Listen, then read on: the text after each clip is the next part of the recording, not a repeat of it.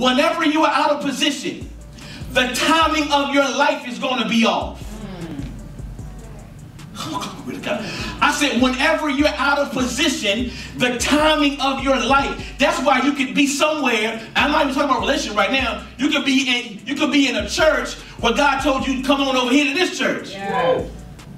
And you won't see stuff begin to manifest, not because of G, not because of me, but it's about alignment. Everybody say alignment. When sin was fully grown, King James says when it was finished.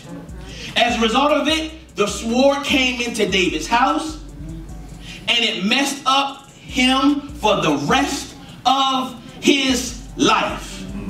Surely God forgave him, and surely God will forgive you.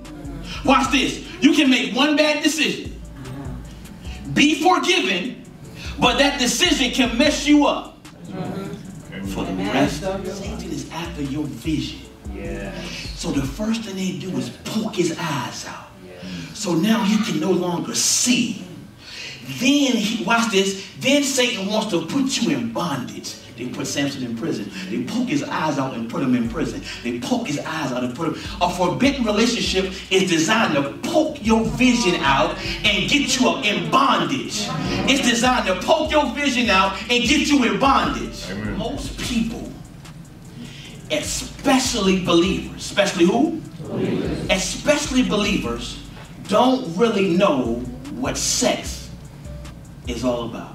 What's a soul? A mind, a will, emotions, imagine. You can be knit together to another person's soul. That person is knit together in your mind. When I say will, that's your decision maker. You're making decisions based off who's in your mind has been captivated. Your emotions have been captivated. Them people got a whole new family. Don't even live in Virginia. You ain't friends with them, but their page is public. So every now and then, if we check your search bar right now on Facebook. You know what else is shocking though? You married. Security, you go ahead. A soul tie is a God-ordained addiction. A soul tie. It's a God-ordained addiction. It's more after that though, but I gotta stay right there for a minute. A soul tie is a God-ordained. God established soul ties. God established it. It's a God-ordained addiction. That's my soulmate right there on that phone. I'm addicted to her. Because a soul tie is a God-ordained addiction. Watch this. That develops, I heard it over here, in the context of marital intimacy. He says, a man should leave his mom and daddy and mama, and cleave, be stuck together like super glue. Where you so stuck together, you look like you're one, and we can't separate you. This is called the law of cleaving. Everybody say the law of cleaving. Watch this. Watch this. That is what God intended to happen in marriage.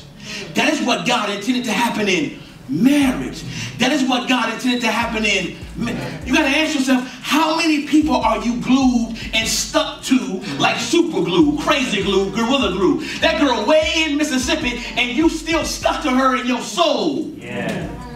Every time I have sex with my wife, it reinforces the soul tie bond that I have with her. Come on. Come on. Every time I have sex with my wife, it reinforces the soul tie bond that I have with her.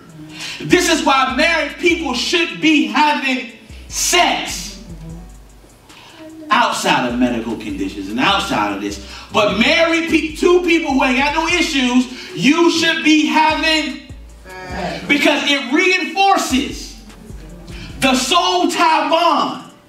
That's why the Apostle Paul don't go there, but in 1 Corinthians 7, he says the only time you should be having sex is for a time of prayer and But when that's over, come together again.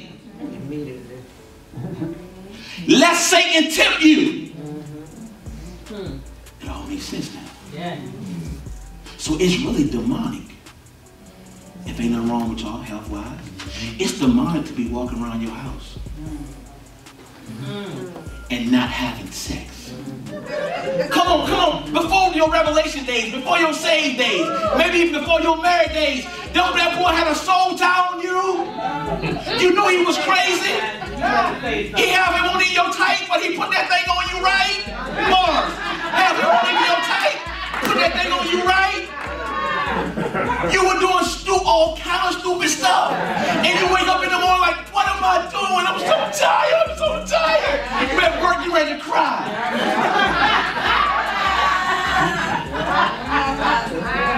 Come on, Pastor. So sexual intimacy plus communication plus fellowship equals a soul tie.